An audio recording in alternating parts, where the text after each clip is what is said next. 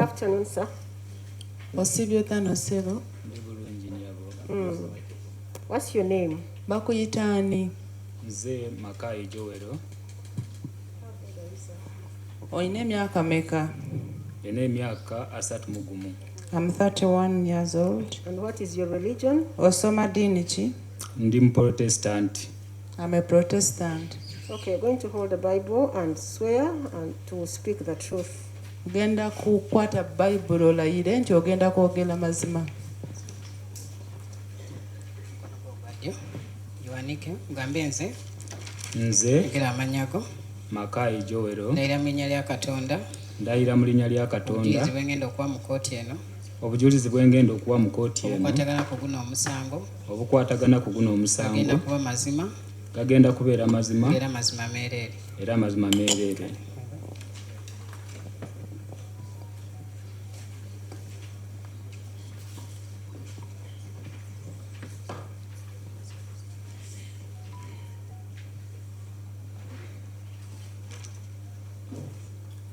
Okay, Mr. Makai, you say you're 31 years. Yes, sir. I request you to speak a bit louder. Ojja kwongera ku ddoboozi. Where do you live? Obeera ludda wa? Mbeera Kisaasi. I stay in Kisaasi. Where is Kisaasi found? Kisaasi esangibwa wa? Kisaasi esangibwa Kigowa.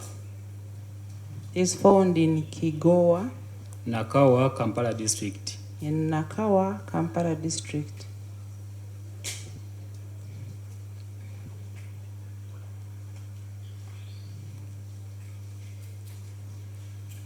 What do you do for a living? Okola mulimu ki? Managing estates. I manage estates. You manage which estate, Mr. Makai? O managing estates ki? Managing amayumba aga Sanuiza Estates Limited. Of? Sanuiza Estates Limited. Can you spell that? S-A Yes. N-W-I-Z-A. Then Estates Limited. I manage houses of Sunwiza. How long have you been managing these estates? Omaze banga ki nga managing estates ezo? Myaka 7. 7 years.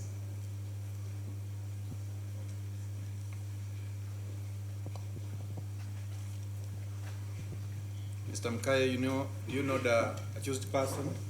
Omanyi omusajja atudde wali gwe bavunaana? Mumanyi. I know him. Who is he? Yani. Ye Mr. Okolle Christopher Onyum. He's Mr. Okolle Christopher Onyum. How do you come to know him? Wajja mumanya? Mupangisa wange. He's my tenant.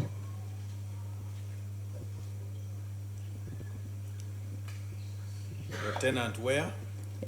Mupangisa wewa. Ekyanja. My tenant in Ekyanja. How did he come to be your tenant? Yajja atya okubeera omupangisa wo? Yajja ne broker omwezi ogwokusatu. He came with a broker in March. March which year? Mwaka ki? Omwaka guno. This year, March 2026. Yes. Ng'ayagala okupangisa ennyumba. He wanted to rent a house.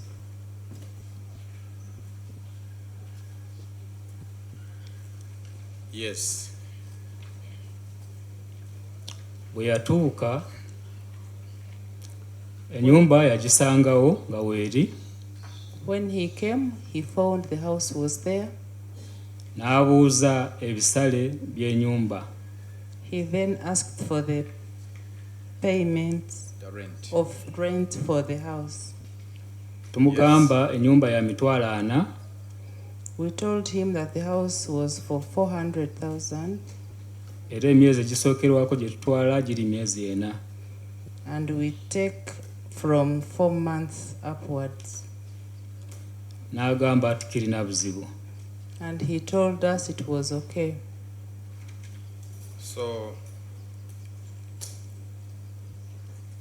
when he agrees, Bwe yakkiriza twamuwa tenancy agreement yaffe When he agreed, we gave him our tenancy agreement. n'agiyitamu He read through it. bwe yamala okugiyitamu n'abuuza nti kati asasula atya. After reading it, he asked us how he was going to pay. Tumugamba you go a little slow. okay. Yes, when he asked, Bwe yabuuza, Ne tumugamba essente tetutwala cash. Okay, can you please talk for yourself, not Yeah, to we? bw'oba oyogera weeyogereko nga ggwe toyogera nti ffe. when you say we, you are actually meaning. Oh. Namugamba essente tetutwala cash.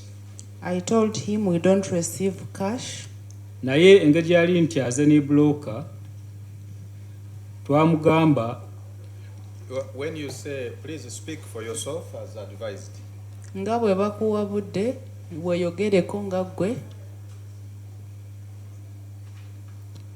engeri yali nti aze ne broker Okay, let me just try to advise you is that you are the only one who is giving us evidence, and we want to be sure that we are dealing with a person that dealt with him, not any other person.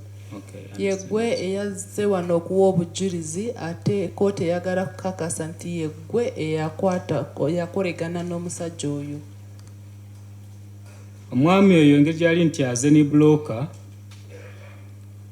namugamba essente ze yali alina okusasula toto eyawamu ajja kujjako emitwalo 10 azisasule mu kaashi tusobole okuwa broker commission, then balance asigalawo ku myezi ena gye yali alina okusasula aziteeke ku account direct. Okay. Since the accused person had come with a broker, I asked him that the money had come to pay, he should get 100,000 shillings, and we pay in cash, and we pay the broker's commission. Then the balance should be banked on the account. The balance of the 4 months to be banked at the account. So how much was he supposed to bank? Yali alina osasula emiliyoni emu emitwalo 6. He was supposed to pay 1.6. Ku account yasasulayo emiliyoni emu emitwalo 5, then cash n'asasula emitwalo 10. Go slow, please. Mr. Makai, just move with me. Okay. He paid 1,500,000 in the bank and paid cash of 100,000. Did I get that? No. How much did he pay? Sorry, I'm sorry. Let me be sure. Mu toto eyawamu yali alina osasula emiliyoni emu emitwalo 6. Okay. Ku banka yateekayo emiliyoni emu emitwalo 5. Okay. Then emitwalo 10 yali alina ozisasula mu cash. In total, he was supposed to pay 1,600,000. Then he paid 1,500,000 in the bank and 100,000 in cash. Okay, great. So, what followed when you tell him of that payment arrangement? Bwe wamugamba engeri gye yali agenda kusasulamu kye kyaddirira. Yasaba account number. He requested for the account number.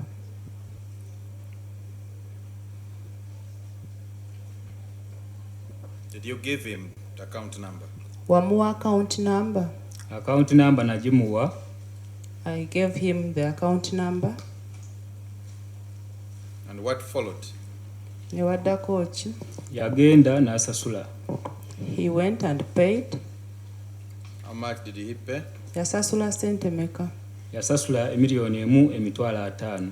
He paid 1,500,000 shillings. And what followed?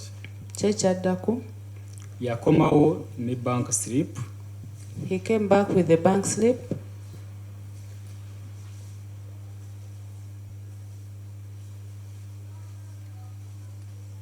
What followed? Kyekyadako yampa bank slip eyo nampa n'emitwalo 10 ze twali tulina okusasula broker. he gave me the bank slip and gave me cash of 100,000 to be paid to the broker.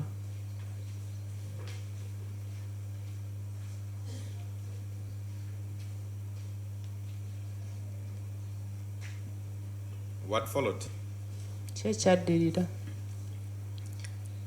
Namusaba okusayininga tenancy agreement. I asked him to sign the tenancy agreement. Did he sign it? Yagisayininga. Yes, we yagisayininga. He signed it. What followed? Kyekyaddirira Nimusaba kubimu kubimukwatako.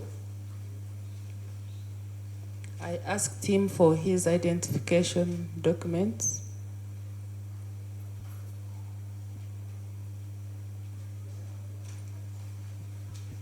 Did he give you any? Waliwo bye yakuwa. Yampa passport He gave me passport, nga ya America. American passport, Nampa driver's license and a driver's license, nayo nga ya America. American driving license. What followed? Kyekyaddirira Twamuwa ebisumuzo kusobola okuba You and who? gwe naani? namuwa ebisumuzo okusobola okuba nga akozesa ennyumba ye. I gave him keys so that he can start using his house.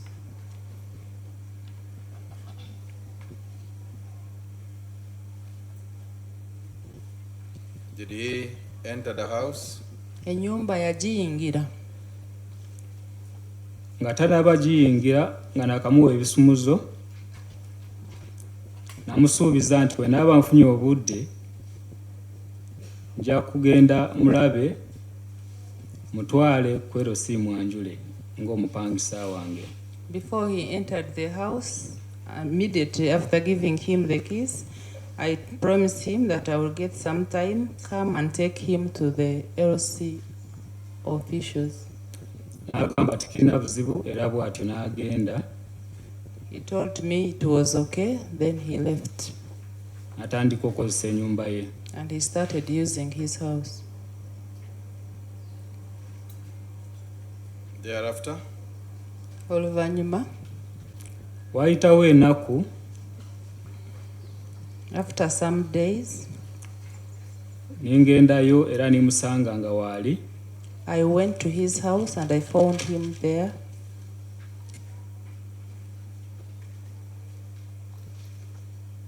yes. Nimusaba okumutwala ku LC nga bwe nali mugambye. And I asked to take him to the LC as I had told him.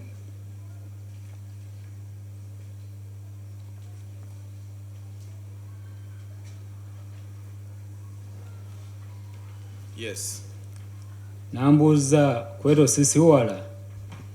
He asked me, is the LC far?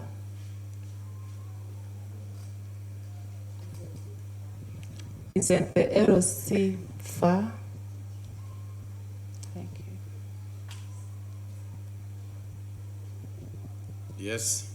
Nimugamba si wala. I told him it was not far.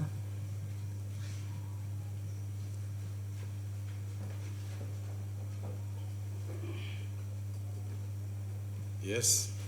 Yakkiriza He agreed.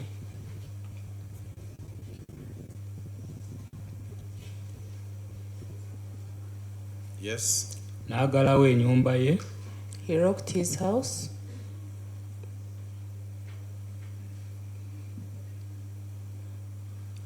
Yes.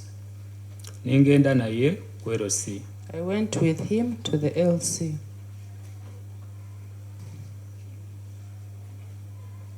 How did you go Mwagenda mutya? to meet the LC? Nga mugenda wa LC. Ndina epikipiki gye nvuga. So how did you go? I have a motorcycle. Naye nga mwagenda mutya? Twakozesa pikipiki okugendayo ssebo. We used a motorcycle to go. Who rode? Ani yali avuga? Nze kennyini nze nali muvuga. I'm the one who rode him. Did anything transpire in that process of taking him to the LC? Ng'omutwale wa LC waliwo ekyatuukawo?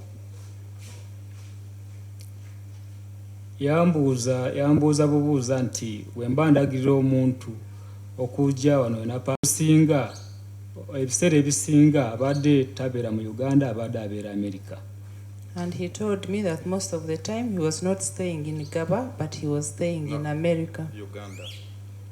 He was not staying in Uganda. He was not staying in Uganda, but he was staying in America. Yes. Ebyo twasobola okwogezaganyako n'omwami oyo nga tugenda ku LC. That's what we talked about with the accused person as we went to the LC.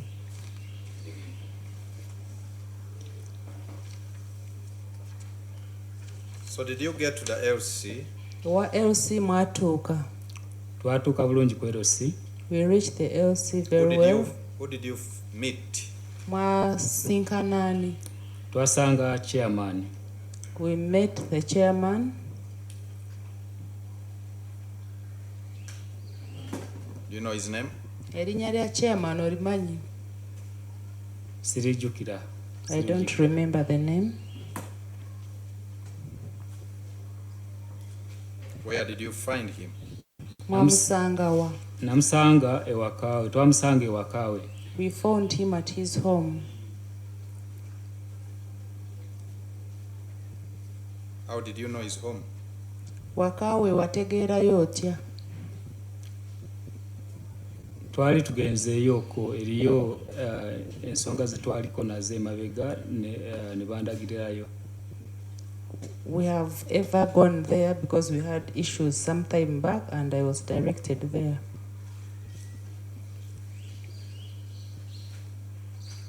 What happened at the chairman's? Nga mutuuse wa chairman kye kyaddirira. Chairman twamusangayo. Yes. We found the chairman home. Tumweyanjulira. We introduced ourselves to him.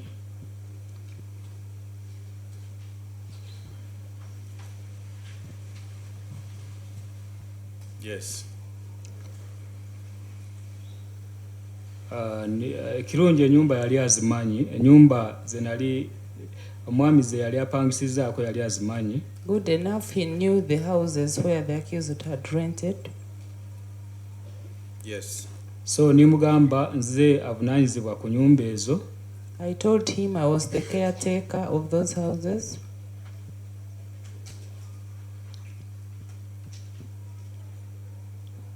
Yes. Era nimugamba ndeese omupangisa wange okumwanjula ku LC. And I told him I had brought my tenant to introduce him to the LC. Yes. Chairman namubuuza amannya ge.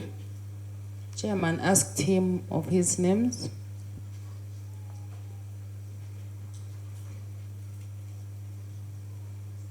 Yes.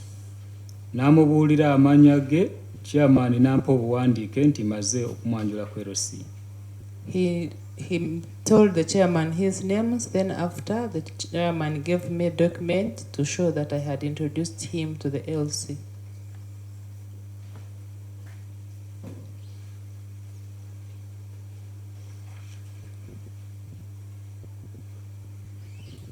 What followed? Twamaliriza twakomawo naye. After that, we came back together.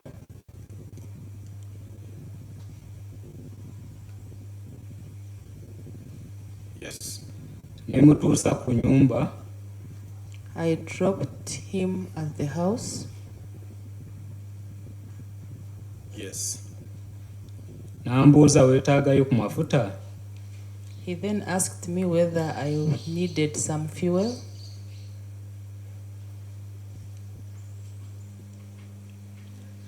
Yes. Nimugamba tafaayo nali ndinamu amafuta. I told him not to worry because I had some fuel.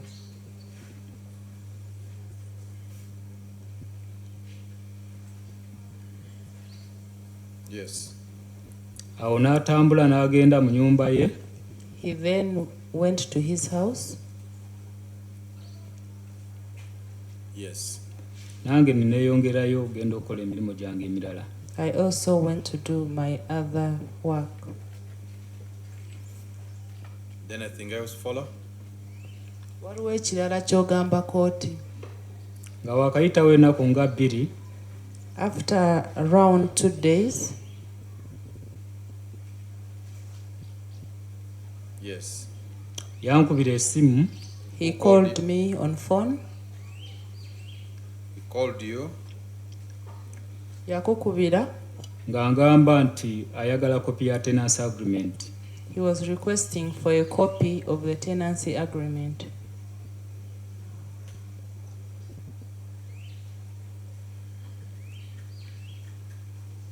Okay. Namugamba ngenda agimutwalira. I told him I was going to take it to him.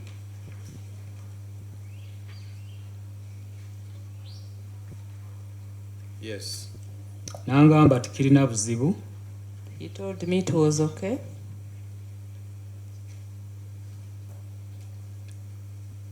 Yes. Yangamba tikirina buzibu naye ebiseera ebisinga ye tatera kusiibawo. He told me it was okay, but most of the times he would not be there during the day.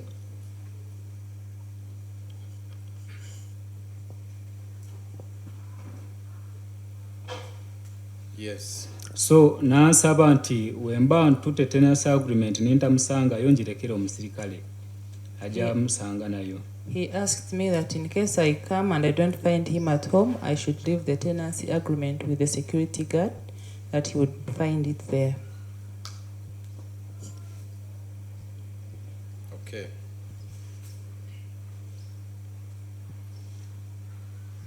Did you take the tenancy agreement to him as requested? Tenancy agreement wagimutwalira nga bwe yali akusabye. Nali sinaba agimutwalira. I had not taken it to him. And what happened? Kye kyatuukako. Lwaki tewagitwala?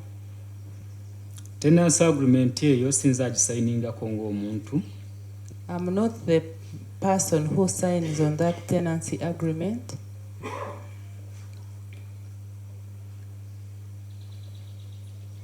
Yes. Landlord nani nyumba yagisayininga. It is the landlord or the owner of the house that signs on the tenancy agreement. Then ntusobola okumuwaako copy. Then I can give him a copy.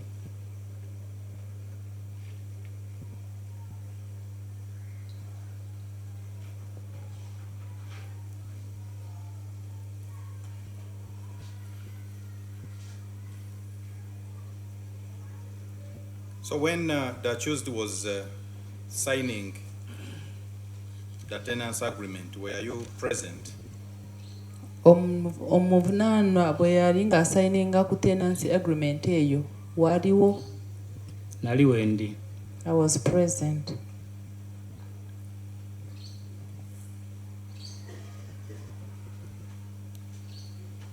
And after he signed it, what followed? Ng'amaze okugisayininga ki ekyaddirira? Sikutegedde. Yes. After him signing, what followed? Where did it remain? Ng'amaze okusayininga tenancy agreement eyo yalagawa, yasigalawa? Tenancy agreement nagisigaza. I remained with the tenancy agreement. And what followed? Ki ekyaddirira? How did you handle it after? Wamala n'okola ki? Landlord yamala nagisayiningako. The landlord later signed on the tenancy agreement. Was that in your presence? Waliwo ng'asayiningako? Naliwo. I was present. Who else signed? Ani omulala yasayininga? tewali mulala okujjako landlord ne Mr. Okolle. There is no other person except the landlord and Mr. Okolle. And after the landlord signing, Nali ndina okufunamu kopi ntwalireko Mr. Okolle kopi ye. After the landlord signing, I was supposed to make a copy of the same and give Mr. Okolle his copy.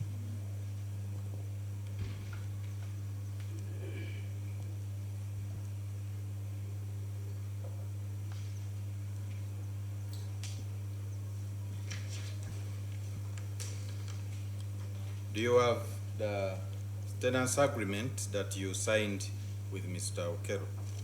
Oina tenancy agreement gye wasayininga ne mwami Okolle. Njirina. I have it. About the LC letter that you were given after introducing him to the LC? Ate ebbaluwa chairman gye yakuwa ng'omaze okumwanjulira Okolle. Nayo njirina. I also have it. Please, okay, first keep it. We So will kwa come to it. So, you say before you could give the copy of the agreement to Okolle as he had requested. So did anything happen? Ogambye wali tonamuwa copy ya tenancy agreement nga bwe yali yasaba nga tolina gimuwa waliwo ekyatuukawo? Just obudde bwe bwambula okulaba nti mutwalira tenancy agreement nga twatuukizaganyiza. Yes. I did not get time to take the tenancy agreement to him. Wayitawo ennaku. After some days. Yes. Nafuna esimu okuva ewa defense w'ekitundu. I received a phone call from the defense secretary of the area. Yes. Ngamba nti Mr. Okolle yali aziza omusango mu kitundu ky'Egaba. He was informing me that Mr. Okolle had committed an offense in Gaba. Did he specify what offense he had committed? Yakubuulira omusango gwennyini gwe yali azza e Gaba. Yangamba. He told What me. did he tell you? Yakugamba ki? Yangamba nti yali asse abaana ku ssomero erimu e Gaba. He told me that he had killed children in some school in Gaba.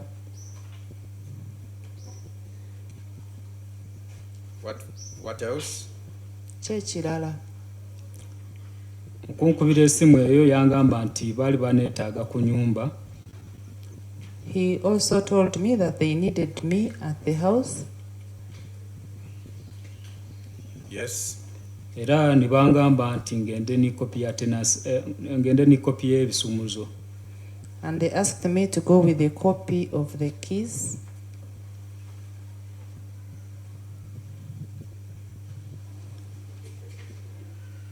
Did you go as Wagenda. requested?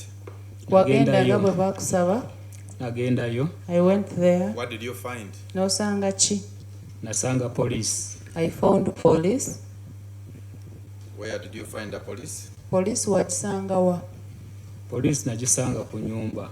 I found police at the house. Yes, what happened? Kyekaddirira. Bansaba okugulawo ennyumba. They asked me to open the house.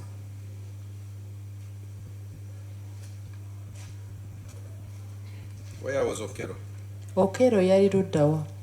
Okolle namusanga nga bamulinanga era bamusibye empingu. I found when they had Okolle handcuffed.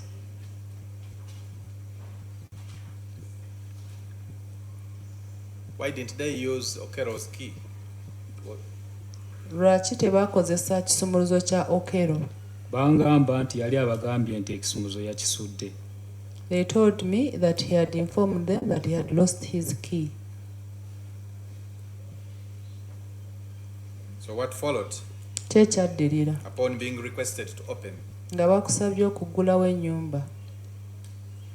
Nababuuza ensonga lwaki tugulawo ennyumba.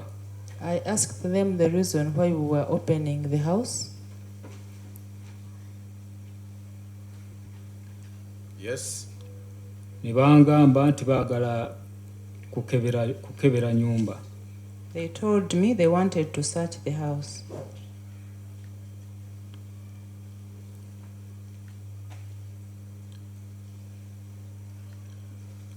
Yes. Engeri Mr. Okolle we yali nti aliwo ekiseera ekyo. The fact that Mr. Okolle was there at that time. Yes. N'abapoliisi we bali. And there were police officers. Yes. And the defense wali. Together with the defense. Yes. N'agulawo ennyumba. I opened the house. Yes. N'agulawo ennyumba ne batandika okugikebera. When I opened the house, they started searching it. Yes. Bagikebera ne babaako n'ebintu bye baasangamu. After searching, they found some items. Yes. Ne babiparkinga era baali babiwandiika. They were writing the items. Yes. Ne babiparkinga. They packed them. Yes. Era olwamaliriza. Then after packing,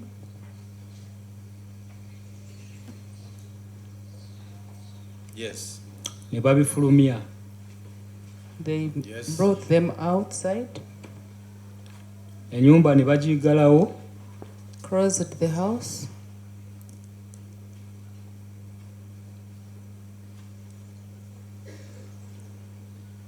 Yes. Ne bagenda n'ebintu ebyo ne Mwami Okolle. Asked me to sign on the search certificate that indicated the items they were taking.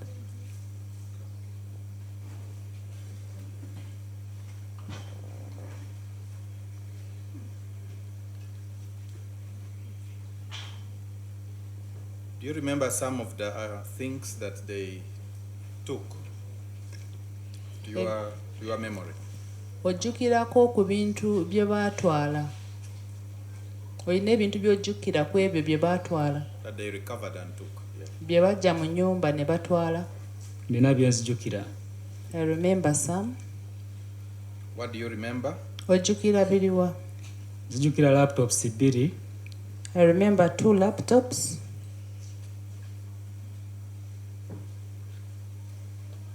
Yes. Nzijukira flash. I remember a flash. Yes. Nzijukira foiro eyalimu empapula.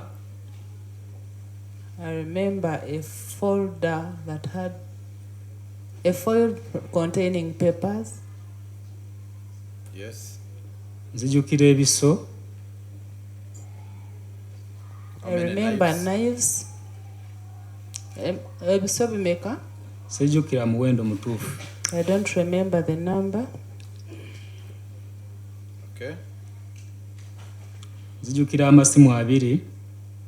2 phones. Yes. Ndowooza byebyo bye nsobola okujjukira kati. That's what I can remember now.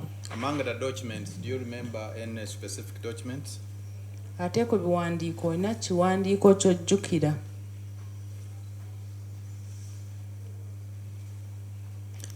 Nzijukira passport. I Nzijukira remember passport. the passport. Yes. Zaali 2 nga zonna za America. There were 2 passports and they were all American passports. Yes. Byebyo bye nzijukira. That's what I remember.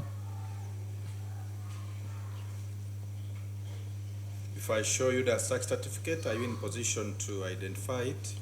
Bw'akulaga search certificate osobola kugitegeera nti yeeyo gye walaba. Sobola ogijjukira. What I will can make you remember. to remember it? Osobola jjukirira ku ki? sobola ogijjukirira ku mutwe gwayo. I can remember it from its heading. Other than the heading, what is it that will make you to remember that it's the one that you witnessed? Ng'oggyeko omutwe kyekirala ky'osobola okujjukira ku search certificate eyo gye wateekako omukono.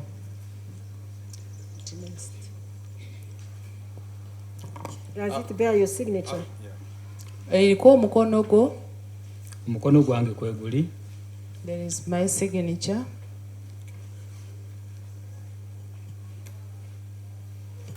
Okay, as you give me the tenants agreement, just look at this.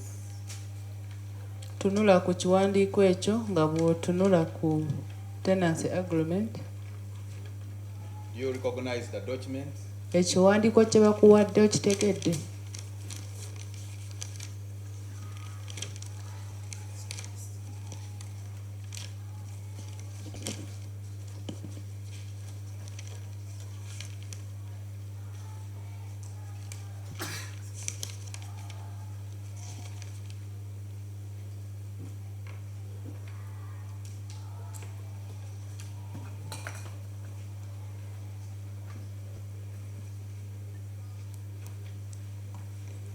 Kitegedde sebo. What is I it? have. Kiwandiiko ki? Search certificate. It is a search certificate.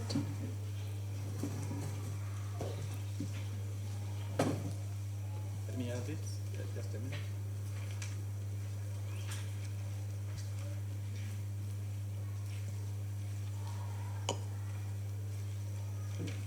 When is it dated? Eriko nnaku z'omwezi ki? Nga 3 Ogwokuna 2026. It is dated 3rd April 2026. You signed as number? Wasayininganga wakumeka? Assigninga ka namba 9. I signed as number 9.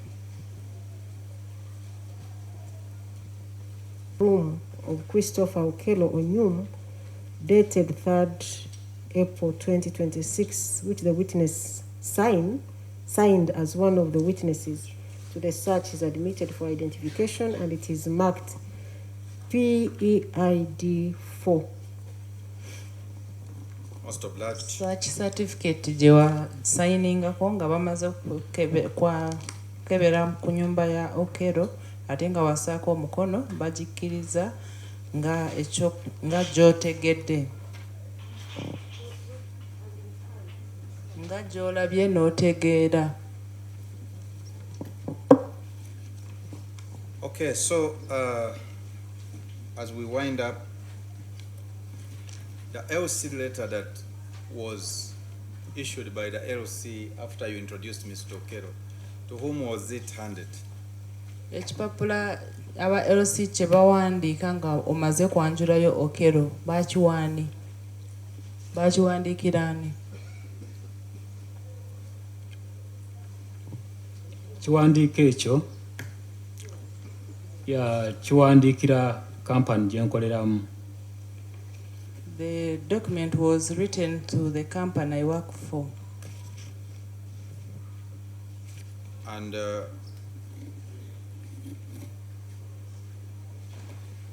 where did you take it after? Oluvannyuma wakitwala wa? Nakitwala ku office. I took it to office.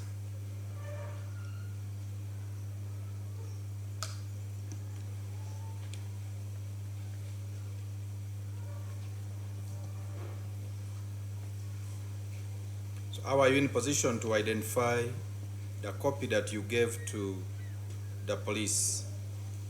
Osobola otya okutegeera ekiwandiiko ekyo ku kopi gye waba ne kopi gye waawa abapoliisi? Sobola okujjukirira ku stamp ya LC. I can remember it from the LC stamp. How about the copy of the tenants that Okolle signed in your presence? ate copy ya tenancy agreement Okello gye yasayininga nga wooli. sobola okugijjukirira ku nnaku z'omwezi. I can remember it from the date indicated. When was, other than the dates? Sobola okujjukirira ku ssente z'alina okusasula buli mwezi. I can remember from the money he was supposed to pay every month. Other than that? Ki ekirala ky'osobola okujjukira?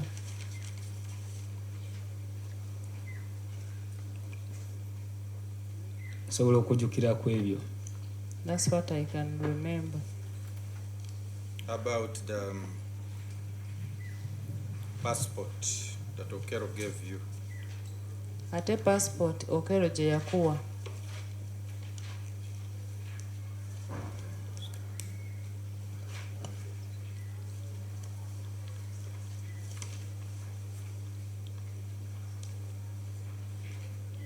Passport Mr. Okello gye yampa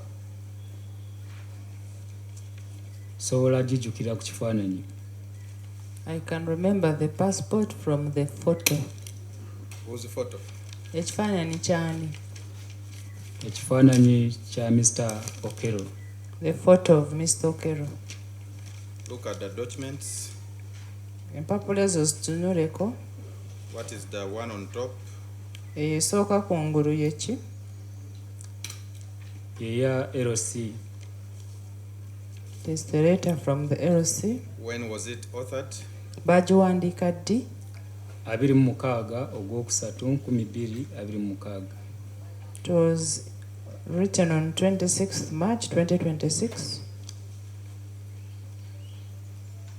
Is it stamped? Kuliko stamp. Stamp kweri. Of which LC? Is stamped LC yawa. Your stamp ya LC yawa.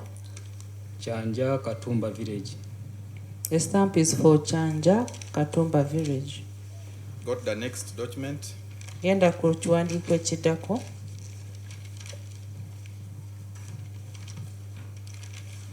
What is it? Kyeki? Ye tenancy agreement. Is the tenancy agreement.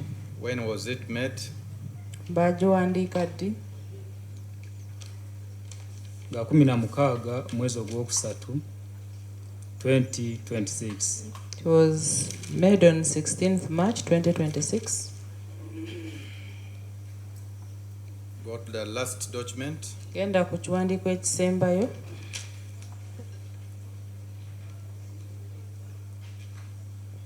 What is it? Ekisembayo kyeki?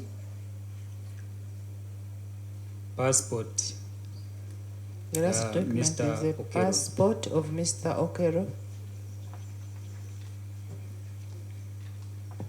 Let me see. Is it a passport? Is it a copy of the bio data page? What is it?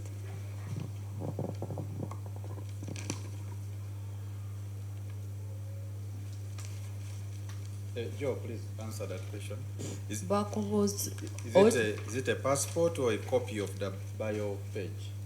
Bakubuuziza nti passport yennyini oba baayokyamu ku page eraga ku bikwata ku muntu. Copy twayokyamu. It is a copy. That particular document, does it reflect any other document of identification as other than a passport? Eyo copy erina ekintu ekirala kyeraga ekisobola kwogera ku muntu okuggyako passport. Yes, ebo. Yes. What does it also reflect? Eraga ki ekirala? Eriko driver's license. It shows a driver's license. For who? For Mr. Okello. Nga ya Mwami Okello. Are you able to read the names on the driver's license as they appear? Osobola kusoma amannya agali ku driver's license nga bwe gali. sobola ogasoma. I can read them. Yes. Onyum Christopher Okolle. The names indicated are Onyum Christopher Okolle. About for the passport. Ate ku passport.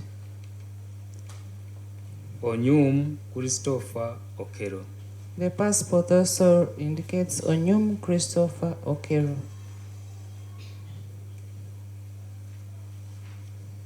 My lord, I apply to tender the tenants agreement.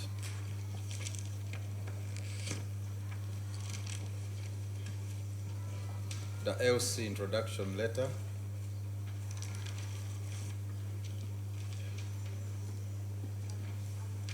And a document reflecting the particulars of the passport and the driving license for the accused person as exhibits. The last one is what? My lord, is one document But the last reflecting the biodata page of the passport and the driving license for the accused as exhibits.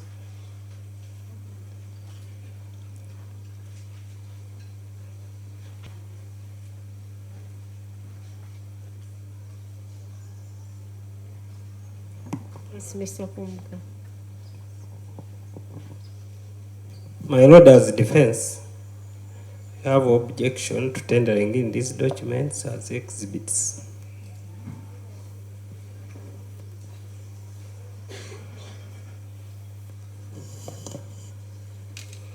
One, the tenants agreement is a photocopy.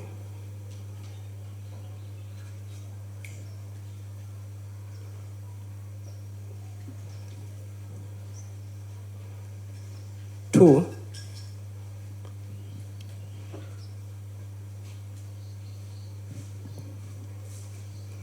the witness in the stand is not the author.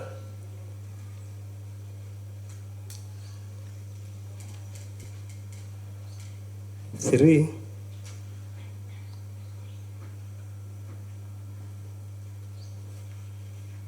is not even a witness to this agreement. Therefore, is a total stranger to this agreement.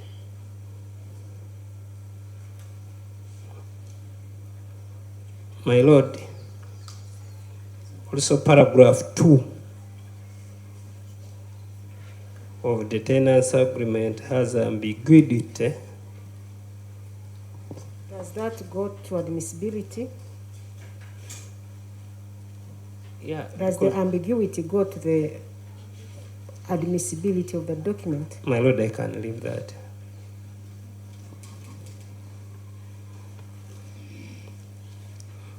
My lord, the letter from LOC is a photocopy.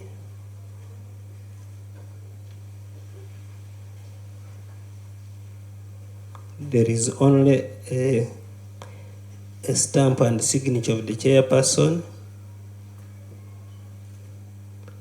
There is no signature of Mr. Okolle, the alleged Okolle. The witness on the stand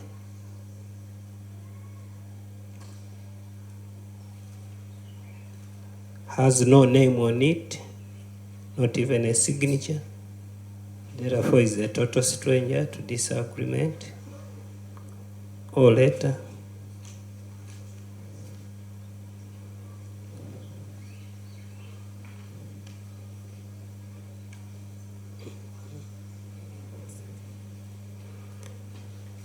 And also, all these documents are not certified.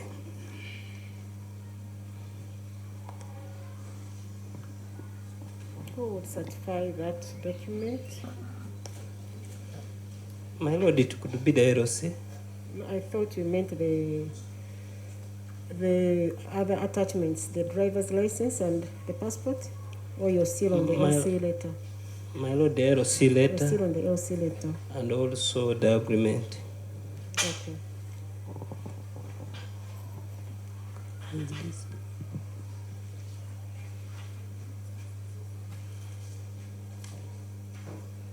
My lord, the driver's license is not the one who retrieved it, and it's a photocopy. Actually, I thought that driver's license appears on the tenancy agreement as one of the documents that were required at the time of entering into a tenancy agreement. That is, if I understood his evidence. My lord, if that's the understanding, still is unknown to the original document that it was attached to, that witness is a stranger to it. I want you to be clear about that. I will not. Yeah, my lord, I want to concede to your wisdom that it's an attachment to the agreement. Therefore, if he's a stranger to the agreement, he's also a stranger to the driving license. And therefore, my lord,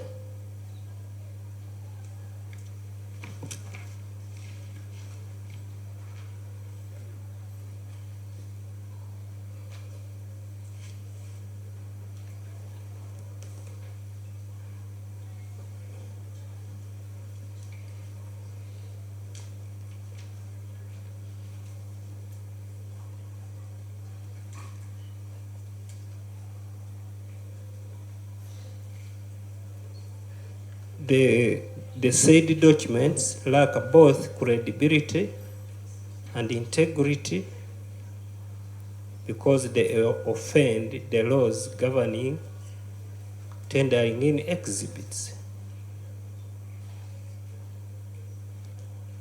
I pray that this honorable court rejects them. I so pray.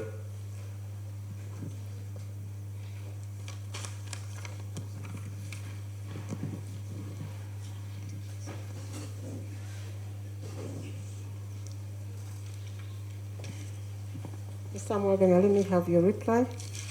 My lord, a very brief one in the interest of time. I think just answer to the issues. Why is it a photocopy? Where is the original? My lord, the witness has testified that is not in the ordinary custody of the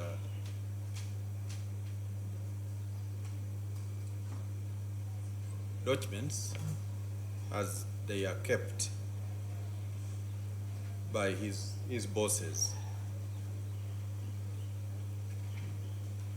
And in the circumstances, he provided the best in his possession, being the copy. Are you conceding that they cannot be admitted as exhibits? No, my lord, I'm coming to. I will make alternative prayers in the interest of time. Okay. My lord, we believe that the witness is not a stranger to the documents, to the LC letter and tenants agreement, because they were executed by the respective signatories in his presence. So as a person that witnessed the execution of the documents, my lord, is competent to tender.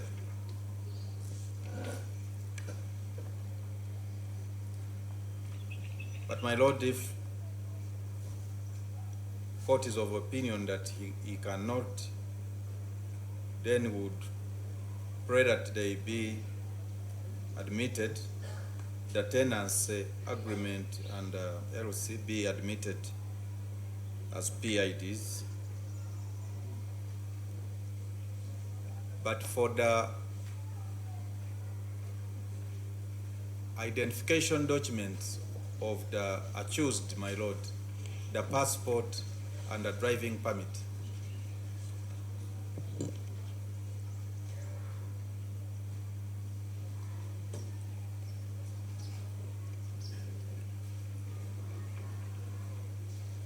these are documents handed to the witness as copies.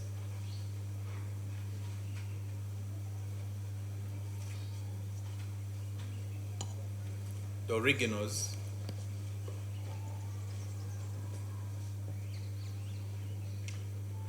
being in custody of the accused.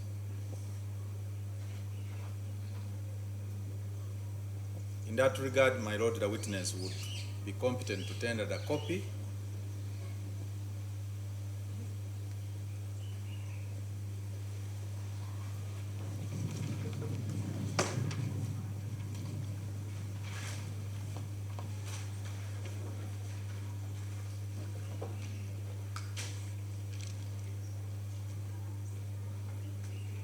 But still, my lord, if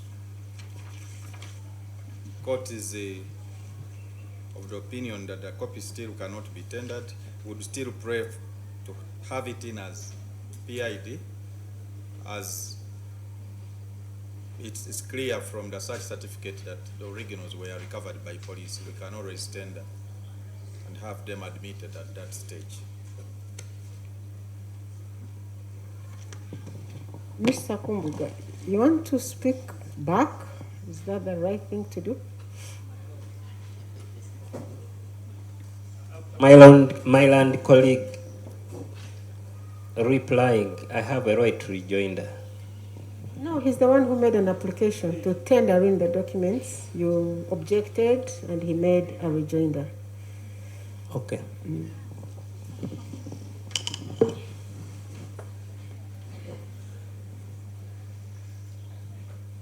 Omuwabi wa gavumenti abadde asaba kooti Oweekitiibwa Omulamuzi n'amugamba nti driving license baali bagiteekaku ate bw'abanga baali bagigatta ku tenancy agreement ate nga tenancy agreement tagimanyi ekitegeeza nayo tagimanyi nga bagamba nti kooti ebigaane okubitwala ng'ebizibiti.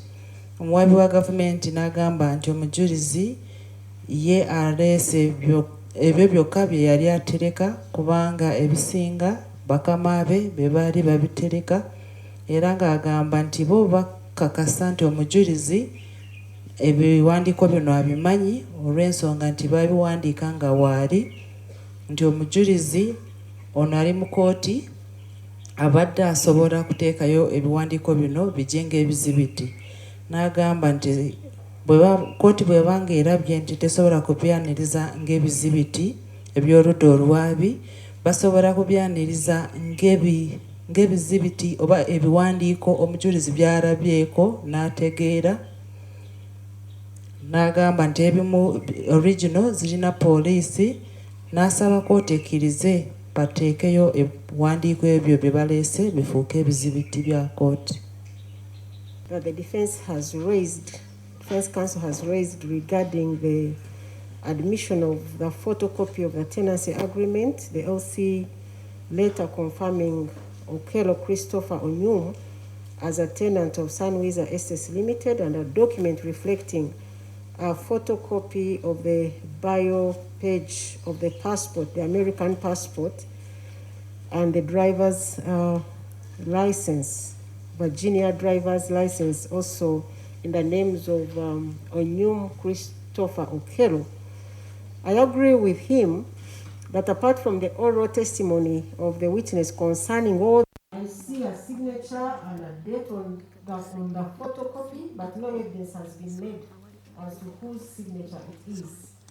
In light of the above, I agree with counsel for the accused person that the witness on the witness stand is not competent to tender in other documents as exhibits. However, I will admit them as identification documents and I mark them accordingly. The agreement, the photocopy of the tenancy agreement is marked PEID 4A, a photocopy of the LC letter of that could be 5A. 5A. We already have 4.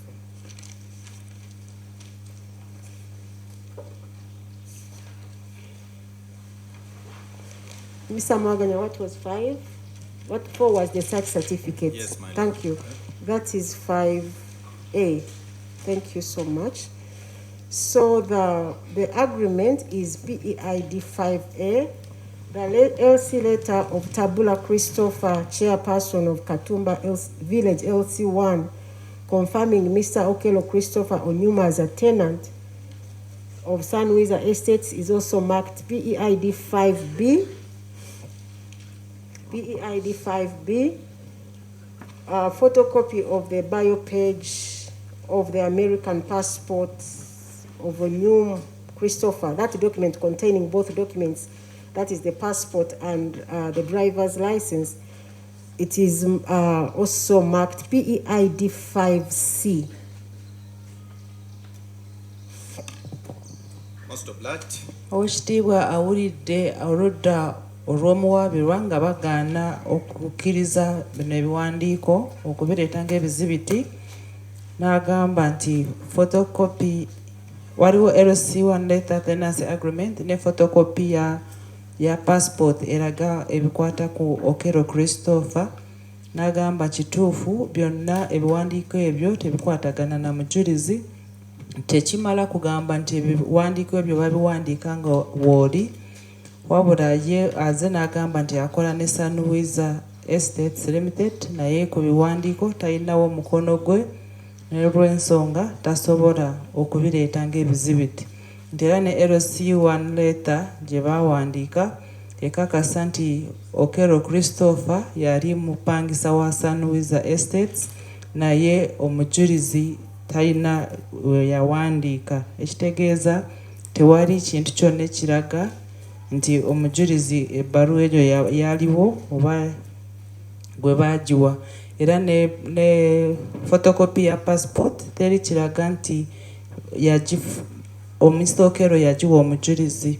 N'olwekyo ebiwandiiko bye babiganye ng'ebizibiti, wabula Oweekitiibwa Omulamuzi abikkiriza ng'ebiwandiiko omujulizi bye yalaba n'ategeera era n'abiwa enamba nga agreement, tenancy agreement n'agiwa enamba PEID 5A, LC letter nebeera PEID 5B, then photocopy ya passport ne driver's license nebeera PEID 5C. Okay, so Mr. Makaye, Yes, sir. you said accused came to entered your premises in March. Within that period, when you first saw him and when he was arrested and you were called for a search, how many times had you interacted with him as a person? Ogambye nti omwami Okolle yajja ku mayumba gammwe omwezi ogwokusatu era n'abuuza okuva lwe yayingira mu nnyumba ne lwe baakuyita nga bakugamba okugulawo ennyumba, mwali musinkanyeeko emirundi meka oba mwali mwogeddeko wamu emirundi meka? Nali nakasisinkana naye emirundi ebiri. We had met 2 times.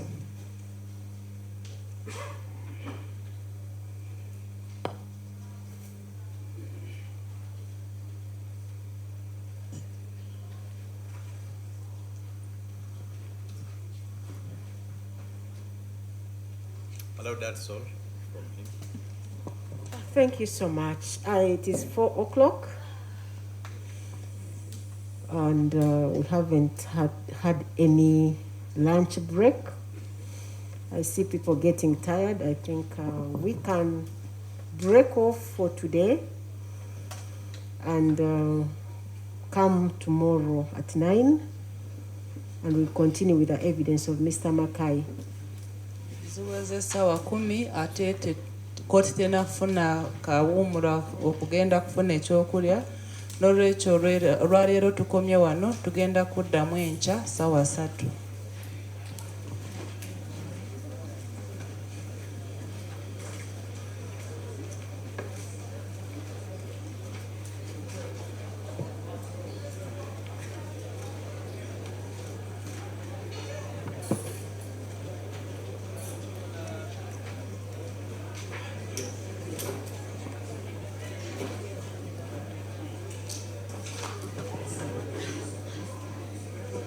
Hello, people.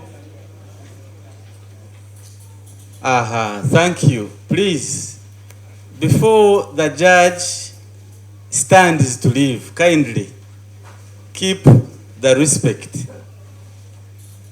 Because you begin shouting, you don't know whether our judge has left. Please, you leave. Omulamuzi abategeeza nti nga omulamuzi omukulu akola ku musango guno tannaba kuyimirira kuva mu kooti eba ekyagenda mu maaso, so temwekalakaasa kusituka, mulinda asooke atufulume. As you hear the bang, bwe muwulira nga bamaze okukoona, then after, that's when we can begin departing. Thank you. Fenna tulina kusooka omulamuzi kuyimirira, then n'afuluma, naffe ne tusooka okufuluma, naye tetumusooka kubeera nga tufuluma nga ye tannaba kubeera nga ayabuka okuva wano.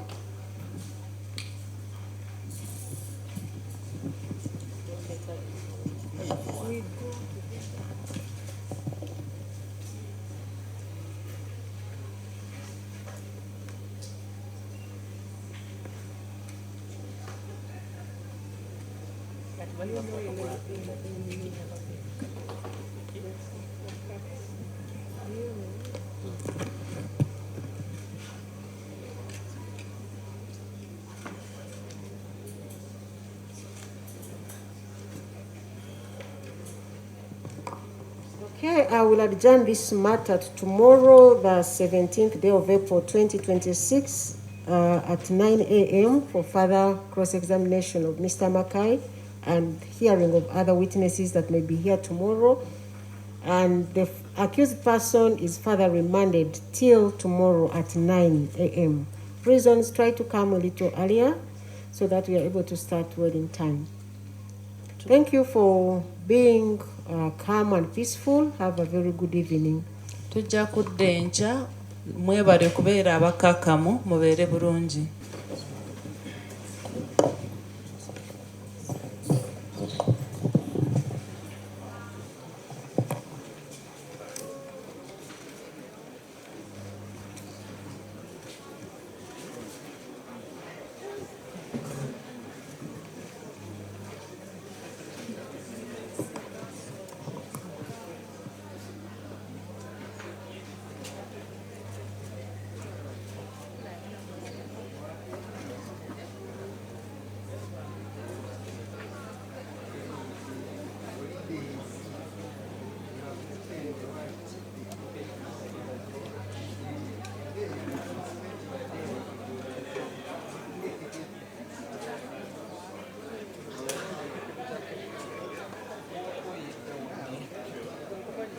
Kale, tuli ku kooti wanene gaba era nga olutuulo olwokusatu olunaku olwaleero nalwo bwe luti olufundikiddwa ku ssaawa 10 zennyini omulamuzi zaakooneddemuko emmeeza n'ategeeza nti tujja kudda wano olunaku olw'enkya zijja kubeera ssaawa 3 zennyini. Kakati eri kooti bwe tugimala, of course mukimanyi bulungi tuba twolekedde kooti y'abantu ate okusobola okuwulira oba oli awo bwe babeera bategedde olutuula lwa kooti nga bwe lutambudde. Mukama wange Ujebaleko taata. Kale sebo. Awe jeba. Lugenze luti olwaleero lutuula. Olunaku lugenze bulungi. Wadde tutandikidde mu nkuba. Naye abantu balina okuyiga enneeyisa ya kooti. Era kooti bwe bazireeta mu bantu bwe bati, abantu kirabika bajja kubanga bayiga. Kubanga ndabye nga abantu eno agamba n'omulamuzi nti kyayogedde kikyamu, ye ayagala kuwulira byalowooza nga tagendera ku mateeka ga kooti. Naye ndaba tukyatambudde bulungi. Tukyatambudde bulungi? Okay. N'olwenkya tudda w'oli? Wendi. Okay. Bubaka ki bw'owa abo abali bukulabira omusango guno ewala abataatuuse wano mu buntu? Balina okuba nabo bakumiikiriza. Kubanga ebintu bino tebasobola kubipapira. Obujulizi bukyaliyo. Then ng'obujulizi bamaze okubuleeta ne gubawaako obujulizi tanaba kwewozaako. So balindiirire omulamuzi kyanaaba asazeewo ng'ebintu byonna bituuse ku nkomerero. Bwe tutyo nno bwe tukyatambula abantu abali eyo bagumiikirize balindirire mukama wange gye baleka. Etambudde etya eyaleero kooti? Kooti etambudde si bubi naye mwanyinafu olugulaba wano yekafirwa mwana yennyini. Situnaba kumatira. Twetaaga okumatira. Omulamuzi kyanaaba asazeewo tunaba nga mukama atuwadde obulamuzi obutuufu ne tutambula n'ekyo. Ne tukyali mu nnyiike etali nnungi. Ono ye maamaani? Ye maama. Seru yange. Nga bitalo nnyo mukwano.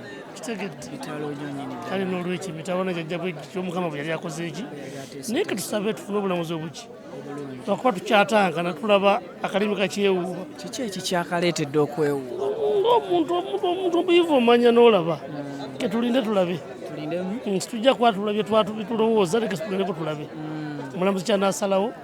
Tunaasiza tusooka tukompuleyininga oba ne tusiima ekyo. Oludda lwa gavumenti lutambuza bulungi ekintu kuba lwe luli mu sayidi zammwe abafiirwa ne tukyabulamu kukkiriza. Wawulaba bwe baalitereezezza engeri gyekiri nti ye first time high court okutambuza mobile court. Tujja kugezaako nnyo katugende n'ekyo ekiriwo. Tuleme kugezaako nnyo ate kompuleyininga nga mulasa n'abakola ki kusalawo. Tugumikize n'ekiriwo nabo gye tunakkira. Yalibadde endowooza yaffe. Mama Seru yange mukama bambi akusobozesa okukuwa obuvumu omaleko sanctions za kooti zino ate ne mukama ayite mbalamuzi mufune obwenkanya so that emirimu gyammwe okunyolwa kwammwe na buli kimu kyemufiiriddwa at least obwenkanya at the end bubeerewo omulamuzi agusale nga guli mu mazima na bwenkanya. Fena kye tulinze tulabe. Naye ng'ekyamazima situnaba kumatira. Temunnaba kubamatira. Situjja kuba situnaba kukola ki? Kumatira. Tetunaba kuterera bulungi. Ke tulinde tulabe. Kale. Tulina kompuleini zaffe nga ffe. Ne tujja zogola after kooti ng'emaze okukola ki? Okusalawo. Okusalawo. Tweyanziza.